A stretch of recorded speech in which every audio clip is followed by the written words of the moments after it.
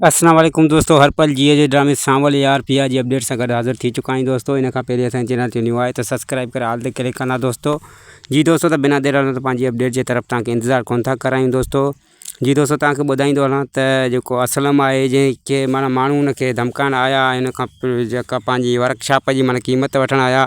सॼो इलाइक़ो चईं असांजी माना सेठ ख़रीद कयो आहे, बाक़ी तुंहिंजी माना हीअ ऐं ॿ टे ॿिया दुकान रहनि था, तुंहिंजी शॉप असांखे माना वणी वई आहे। वर्कशॉप जेका तूं माना हिन जी क़ीमत लॻाई, असां तोखे क़ीमत ॾियण लाइ तयारु आहियूं। ऐं असलम हुननि सां चिड़ी वियो दोस्तों त हिकु तव्हांखे कंहिं चयो आहे त मां हीअ शॉप खपायां थो, मां वरिती, हाणे हीअ मुंहिंजी रोटी रोज़ी जो मसइलो आहे। मां कॾहिं बि मां हिनखे वर्कशॉप खे माना छॾे नथो सघां दोस्तों। ऐं हू उनखे धमकी ॾेई विया आहिनि त जेकॾहिं तो माना सीधे तरीक़े सां न ॾिनी त असांखे आङुरि टेड़ी करणी पवंदी ऐं तोसां माना ज़ोर आज़माई करणी पवंदी दोस्तों।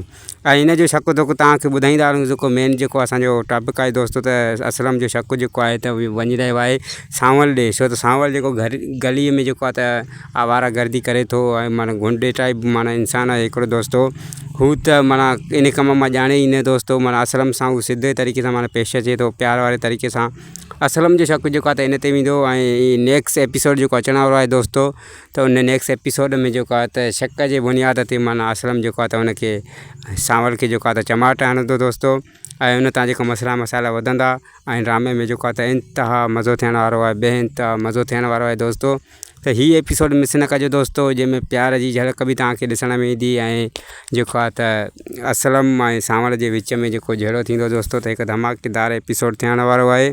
ऐं हीअ एपिसोड तव्हां मिस न कजो दोस्तों। जी दोस्तों, तव्हांखे ॿुधाईंदा हलूं त सांवल जी ॻाल्हि ते चमाट जेका असलम जी लॻल उहा पिया खे पसंदि कोन ईंदी दोस्तों।